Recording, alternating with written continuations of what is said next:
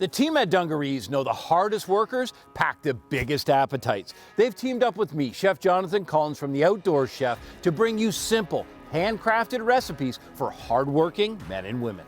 Whether you're hosting the big game or cooking for an entire campsite, maybe you're cooking something that you've recently hunted or firing up the barbecue in the backyard, we've got recipes that hungry people will love to cook and eat. Today's recipe was written with game night in mind. We know that sports fans love their food almost as much as their team.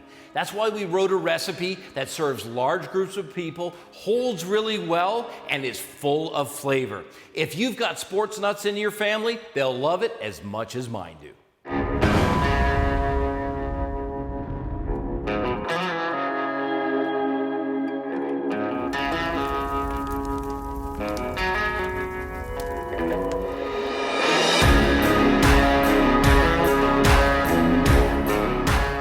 Game night is all about satisfying the cravings of hungry sports fans. And let's face it, if you can make it ahead, that means you get to watch the game too. I'm gonna make a wild elk chili with cast iron cornbread. The great thing about this recipe is the cornbread can be on the oven with the chili, ready to serve at any time. Doesn't matter if the score is high or low, this recipe will be a win for you.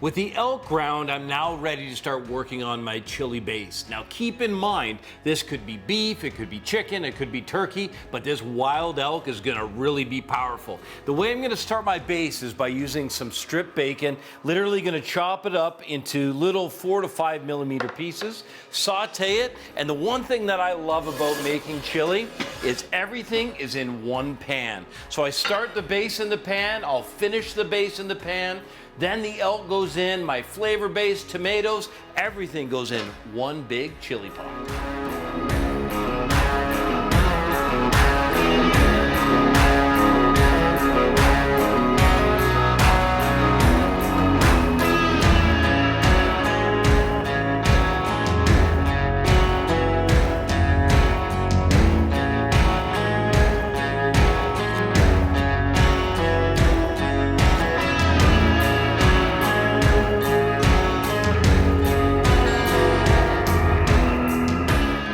With the bacon sauteed and all the extra fat removed, I can go in with the wild elk.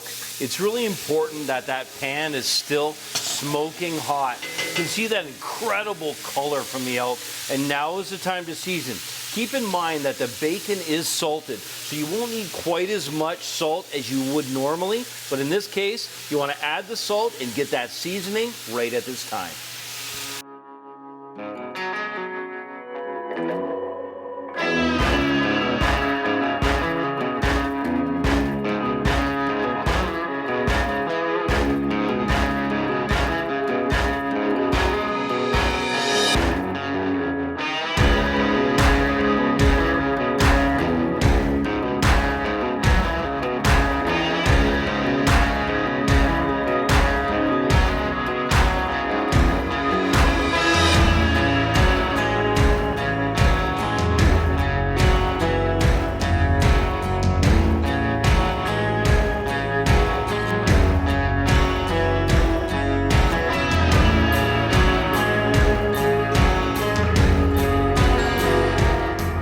With the elk completely sauteed and nicely browned, I've got all kinds of flavor development there.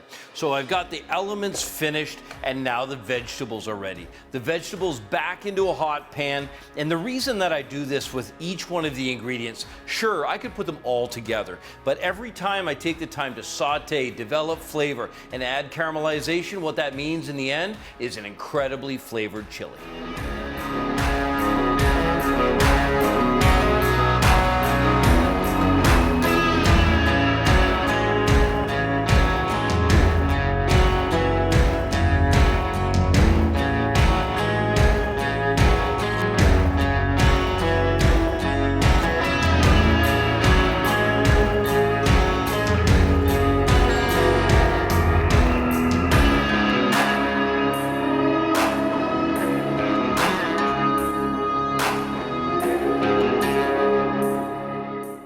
With the vegetables sauteing nicely, they're very fragrant and developing flavor. It's time to use the tomato paste. Now, the tomato paste is one of the things that if you start doing this, you're gonna get a really rich, dark sauce. So taking the tomato paste, which is a raw product, go directly into the bottom of that hot pan. And because it is raw, you want to make sure to cook it. So I'm going to use, because I'm using cast iron, I've got all that residual heat. So while that starts to cook, I'm going to move that around a little bit. And what you get is a thick, tomatoey, brown, rich sauce, and that just elevates the flavor of this incredible wild elk chili.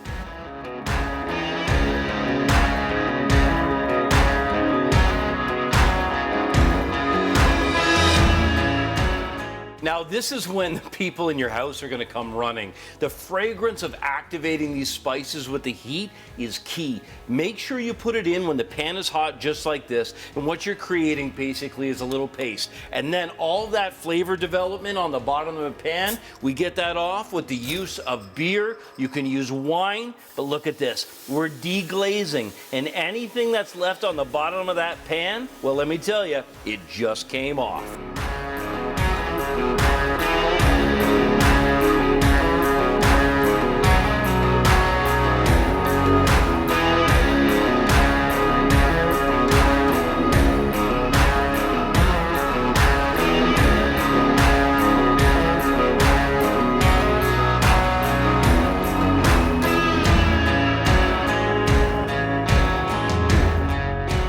The chicken stock is a really key flavor ingredient, and you might think, well, that's a little liquid.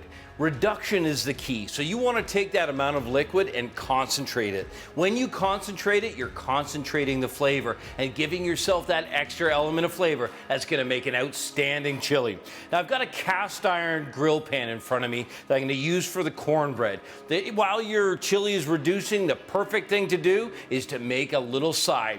You can do this in a loaf pan, in a baking pan, but the reason that I love these nice little wedge pans is because it develops all kinds of that corn sweet crust that you're gonna love.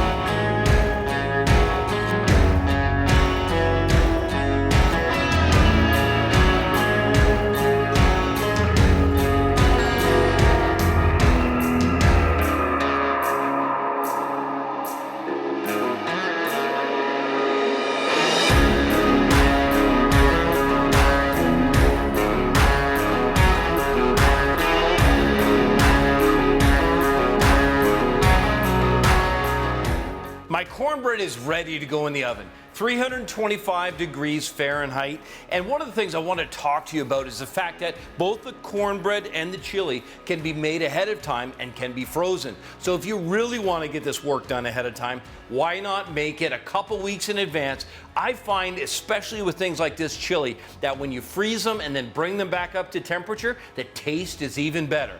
Enough talk, let's get this in the oven.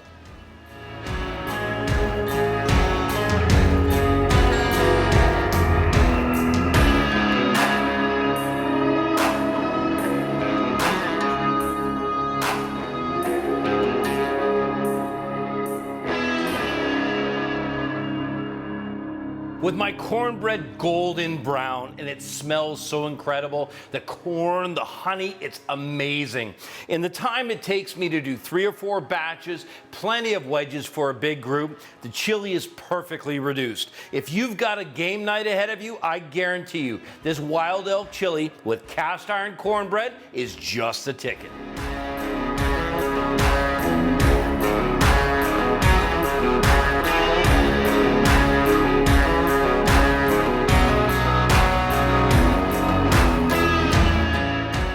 Thanks for checking out this recipe. You can download a printable version of the full recipe by going to dungarees.com/recipes. And don't forget to check out the other recipes in this delicious series. Until then, remember, in the kitchen, slow is smooth and smooth is fast.